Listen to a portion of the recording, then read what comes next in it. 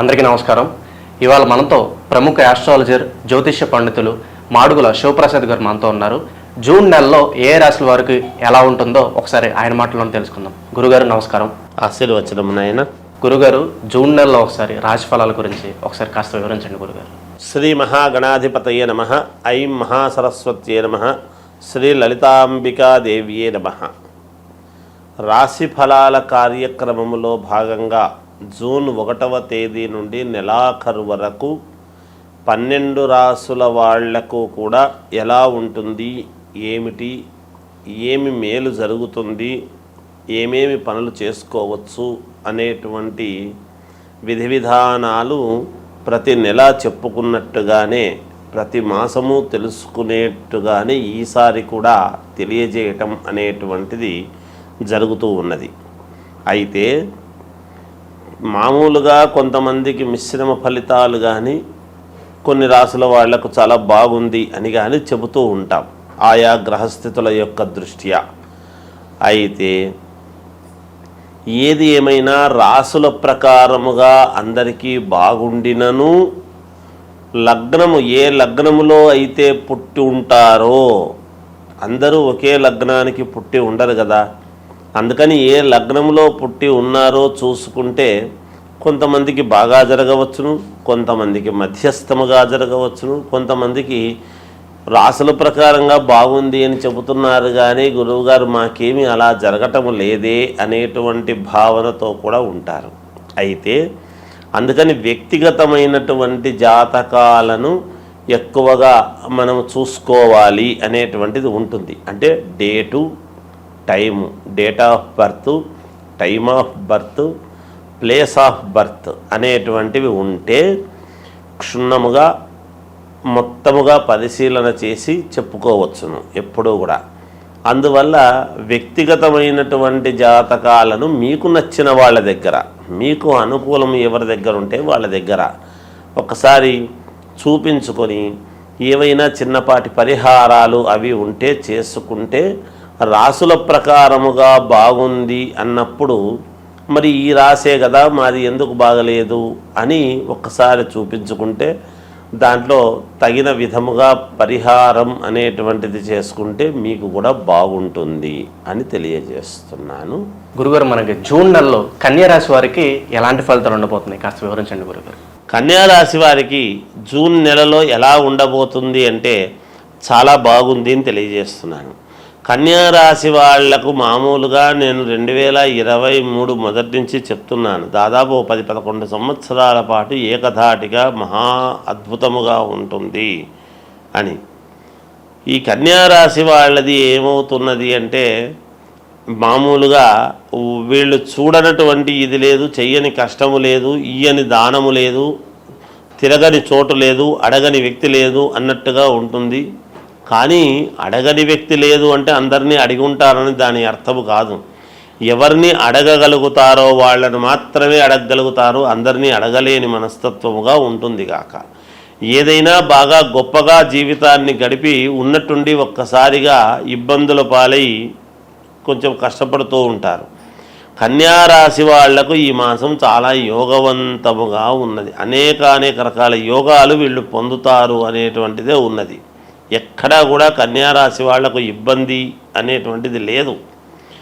అందువలన అన్ని రంగాలలో ఉండేటువంటి వాళ్లకు చాలా యోగదాయకముగానే ఉన్నది. వ్యాపార రంగంలో ఉండేటువంటి వాళ్ళు కావచ్చు, రాజకీయ రంగంలో ఉండేటువంటి వాళ్లకు కావచ్చు, ఉద్యోగాలు చేసుకునేటువంటి వాళ్లకు కావచ్చు, విదేశాలలో బిజినెస్ చేస్తూ ఉండేటువంటి వాళ్ళకైనా కావచ్చును.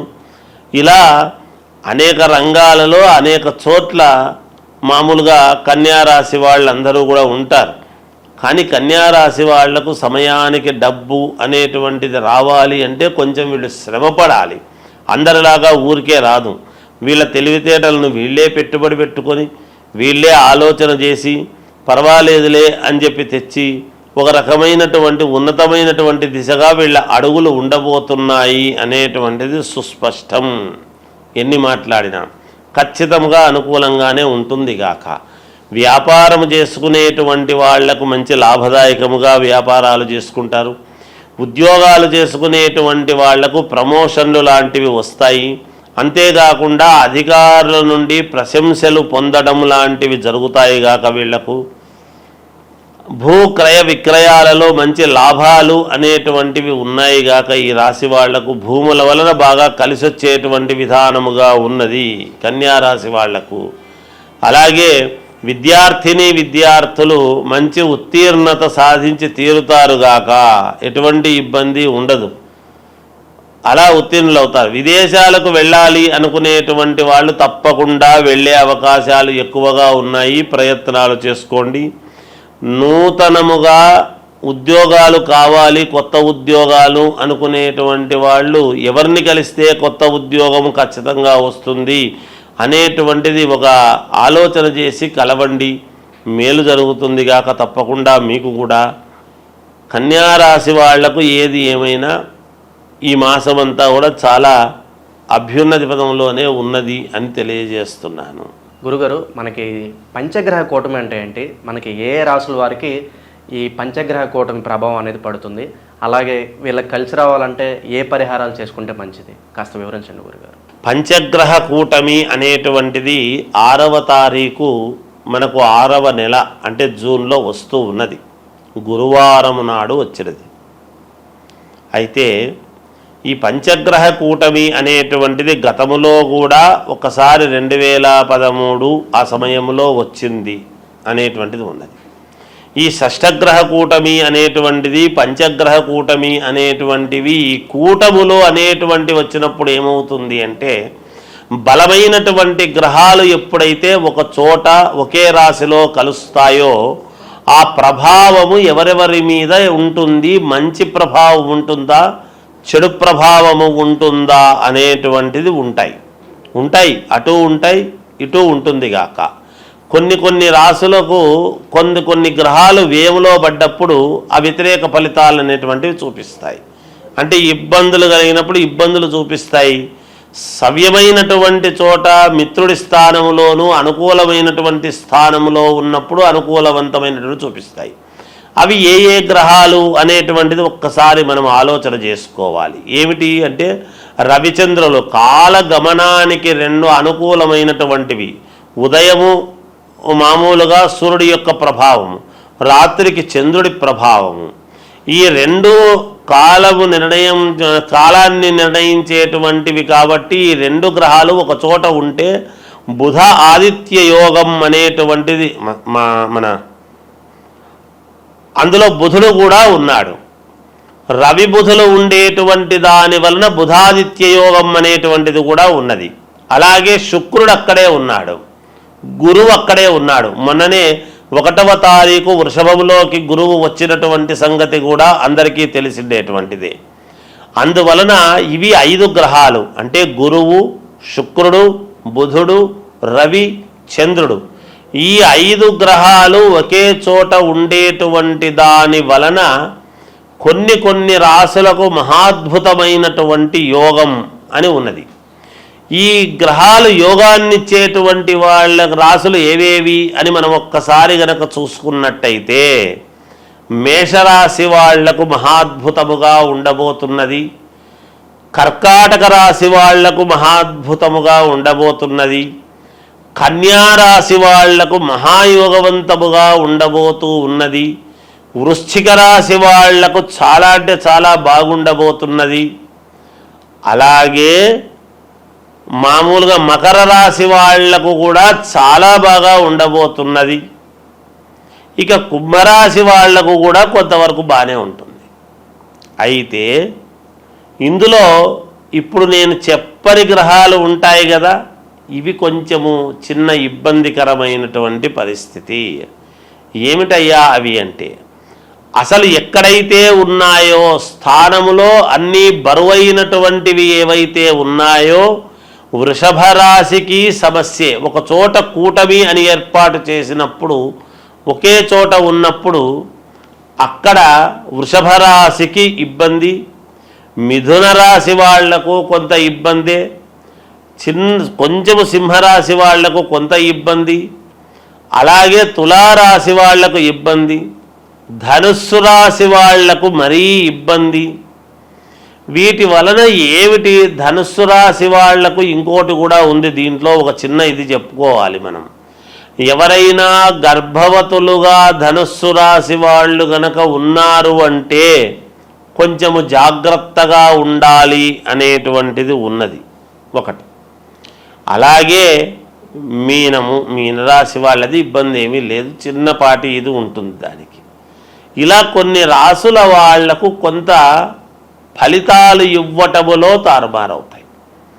ముందే మామూలుగా అంతంత మాత్రముగా ఉంటాయి. ఈ పనులు జరిగితే బాగుంటుంది, ఈ వివాహం అయితే బాగుంటుంది, ఈ ఉద్యోగం వస్తే బాగుంటుంది, ఈ విదేశాలకు వెళితే బాగుంటుంది, లేదా ఇంకొకటి మనకు ఇది తీరితే మనకు మేలు జరుగుతుంది, ఈ ధనము రావాల్సిండేటువంటిది ఉన్నది, ఈ పొలము మనకు వాయిదాలు లేకోకుండా మనకు మన వైపు తీర్పు వస్తే బాగుంటుంది. ఇలా ఒకటి కాదు, రెండు కాదు, అనేక రకాల సమస్యలతో ఉంటారు. వాటన్నిటికీ కూడా ఒక్కసారిగా ఇన్ని గ్రహాలు ఇక్కడ ఉండేటప్పటికీ కొన్ని చెడు ఫలితాలు అనేటువంటివి ఇస్తాయి కదా. మాలాంటి వాళ్ళము ఎప్పుడూ కూడా బాగుంటుంది, బాగుండాలనే కోరుకోవాలి, కానీ భయోత్పాతమైనటువంటివి ఎప్పుడూ చెప్పరాదని నా వ్యక్తిగత అభిప్రాయం. చిన్నవి ప్రతి వాళ్ళ జీవితంలోనూ ఉంటాయి. ఉన్నంత మాత్రాన అవి పర్వాలేదు, ఏం పర్లేదు, మీకు బాగుంటుందంటే మీకు మానసికమైనటువంటి సంతోషం ఉంటుంది. కానీ మీకు ఇది బాగాలేదు, అది బాగలేదు అని చెబితే ఎలాగబ్బా? ఆర్థిక ఇబ్బందులు అనేక రకాల సమస్యలతో ఉంటారు ఈ రోజులలో. ప్రతిదీ మాలాంటి వాళ్ళము భయముతో కూడినటువంటివి చెప్పేటప్పటికీ మీకు ఏమీ పాలుపోక నిజంగా బాగుండేటువంటి ఆత్మవిశ్వాసము కోల్పోయే పరిస్థితి ఎవరికీ రాకూడదు. అందువలన చిన్నపాటి ఇబ్బందులు, సముద్రము అన్న తర్వాత అలలు, మానవ జీవితం అన్న తర్వాత ఒడిదుడుకులు ఉంటాయి, సహజం. అది దానికి ఎవరు భయపడక్కర్లేదు. కాకపోతే మీ వ్యక్తిగతమైనటువంటి జాతకాలు ఒక్కసారి పరిశీలన చేసుకొని మీకు నమ్మకం ఉండేటువంటి వాళ్ళ దగ్గర చూపించుకొని ఈ రాశి వాళ్లకు ఏమి చేసుకుంటే మేలు, మరి బాగులేని రాశి వాళ్ళది ఏమిటి అంటే ఏమీ లేదు, జపము, తపము, హోమం ఇవి ఉంటాయి. హవనం అనేటువంటిది ఎప్పుడైతే హోమం చేసుకుంటారో మీ పేర్లతో అగ్నిహోత్రుడి యొక్క సంస్కారము వలన మీరు సంస్కరింపబడతారు, మీకు మేలు జరుగుతుంది. తప్పకుండా హోమాలు సరే, ఇంకా ఏవో కొన్ని ఉంటాయి, అవన్నీ చేసుకోవచ్చును. ఇంకా ఒకటి ఉన్నది, దీని వలన కొన్ని ఇబ్బందులు ఉంటాయి. పైగా వచ్చినటువంటిది ఎప్పుడు అంటే ఆదివారము, గురువారము 6వ తారీఖు అమావాస్య అనేటువంటిది కూడా ఇదైంది. దాని వలన ఈ గ్రహాల యొక్క దీని వలన అమావాస్య కూడా గురువారం రోజు, పైన గురువు, మనకు ఏ యోగం ఇవ్వాలన్నా గురుబలం బాగుంటే అన్ని జరుగుతాయి అనేటువంటిది ఉన్నది నానుడి. ఈ గురువు అనేటువంటి వాడు ఎవరు? దత్తాత్రేయ స్వామి, వ్యాస మహర్షిని మనము గురువు అని భావిస్తాం. అలా దత్తాత్రేయ స్వామిని మనము గురువు అని అనుకుంటున్నప్పుడు గురువారం రోజే వెళతాం. దత్తాత్రేయ స్వామి ఎవరు? త్రిమూర్తులు కలిస్తే దత్తాత్రేయుడు. దత్తాత్రేయుడి దగ్గర 4 వేదాలు, 4 వేదాలకు సంబంధించినటువంటి ఇది. అలాగే ఈరోజు ఎవరైనా యంత్ర పూజలు చేసుకునేటువంటి వాళ్ళము, మాలాంటి వాళ్ళం మేము చేసేటువంటిది ఏమిటి అంటే మామూలుగా తాంత్రిక విద్యలు అని ఉంటాయి. అవేమి చెడు కాదు. తాంత్రిక విద్యలు అంటే శీఘ్ర ఫలితాలు రావటానికి అని ఉంటుంది. ఎవరికైనా ఏదైనా కావాలి అన్నప్పుడు తాంత్రిక విద్యలతో శీఘ్ర ఫలితాలు రావటానికి కొన్ని ప్రయోగాలు ఉంటాయి. అవి కొంచెం విశేషమైనటువంటి ప్రయోగాలు ఉంటాయి. మనకు అనుకూలముగా జరగటానికి ఒక పని అనేటువంటిది చేసుకోవటానికి అది మనము ఏదైనా ఒక పని మన వశం కావాలి అని అనుకున్నప్పుడు, వశము కావాలి అంటే అందరూ తప్పు అర్థం చేసుకుంటుంటారు. ఏదో అనవసరమైనవన్నీ మన వశం కావాలి, చెయ్యాలి అని అనుకునేటువంటి ఇది ఉంటుంది. అలా ఉండకూడదు ఎప్పుడూ కూడా. ఎందుకంటే మనకు ఒక మంత్రము మన వశము కావాలి, ఒక ఉద్యోగము మనకు కావాలి అని ఇలా కొన్ని ఉంటాయి. శీఘ్రముగా తొందరగా మన కోరికలు ఫలించాలి అనేటువంటివి. అలా శీఘ్ర ఫలితాలు రావటానికి యంత్ర పూజలు అని ఉంటాయి. అవి మేము ఇటువంటి రోజులు మేము దాన్ని చాలా జాగ్రత్తగా వాడుకుంటాము గాక, పోగొట్టుకోకుండా. ఎందుకంటే మమ్మల్ని నమ్మి మాకు ఈ పని కావాలి అని ఎంతోమంది అడుగుతూ ఉంటారు కాబట్టి వాళ్ళ పనులు సక్రమముగా నెరవేరాలి అన్నప్పుడు ఇలాంటి సమయాలు చాలా యోగవంతమైనటువంటి సమయం. ఈ సమయాన్ని మేము పోగొట్టుకోకుండా జాగ్రత్తగా శీఘ్ర ఫలితాలు రావటానికి కొన్ని ప్రయోగాలు చేసుకోవటానికి ఈ సమయము, ఈ పంచగ్రహ కూటమి అనేటువంటిది చాలా ముఖ్యమైనటువంటిది. మీరు కొన్ని సినిమాల్లో చూస్తుంటారు, ఫలానా రోజు ఒకే లైన్లోకి గ్రహాలన్నీ వస్తుంటాయి అంటే ఈ కొంచెము ఏవేవో కొన్ని వీటికి సంబంధించినటువంటివి అవన్నీ ఇగో ఇలా వస్తుంది, ఈ వజ్రం వస్తుంది, ఇవి దొరుకుతాయి, ఈ నిధులు ఇలా ఉంటాయి అనేటువంటివి వింటూ ఉంటాం. అవన్నీ ఊరికే కాదు, నిజంగా కూడా శాస్త్రాలలో ఉన్నటువంటివే. ఎవరు సినిమాలు కూడా తప్పుగా తీయరు, ఎంతో ప్రామాణికము ఉంటేనే చూసి తీస్తారు, ఏదో ఒకటిలే అని చెప్పి తీయరు. అందుకని ఇది ఈ పంచగ్రహ కూటమి అనేటువంటిది కొన్ని విషయాలకు చాలా యోగవంతమైనటువంటిది. మనము యోగం ఏదో అది మాట్లాడదాం. ఇబ్బందులు ఉంటే చిన్న చిన్న ఇబ్బందులు ఉండేటువంటి వాళ్ళు వాటిని సర్దిద్దుకుంటారు గాక, ఇబ్బంది ఏమీ లేదు. కనుక ఈ శీఘ్ర ఫలితాల కోసం చేసేటువంటి దానికి కూడా ఇది పనికి వస్తుంది. అనుష్ఠానం చేసుకునేటువంటి వాళ్లకు మహద్భాగ్యముగా భావించుకోవాలి. మాలాంటి వాళ్ళము మేము శీఘ్ర ఫలితాలు రావటానికి ఎన్నో ప్రయోగాలు వంటివి చేస్తూ ఉంటాము కాబట్టి ఇది మంచి సమయముగానే భావిస్తున్నాము. వ్యక్తిగతమైనటువంటి ఈ రాసులు ఇబ్బందులు ఉండేటువంటి వాళ్ళు మీకు తగినటువంటి వాళ్ళ దగ్గర ఒక్కసారి మీ జాతకము చూపించుకొని దానికి తగ్గట్టుగా జపము పరిహారము చేసుకొని హోమ కార్యక్రమాలు అవి చేసుకోండి. ఎవరైనా ఏదైనా ఉంటే అడగండి, తెలియజేస్తాముగాక. జయోస్తు. పంచగ్రహ కూటమి గురించి చాలా చక్కగా వివరించారు గురుగారు. అలాగే దీని ప్రభావం ఏ రాశుల వారి మీద ఉంటుందో కూడా తెలియజేసినందుకు మాకు ధన్యవాదాలు. జయోస్తు.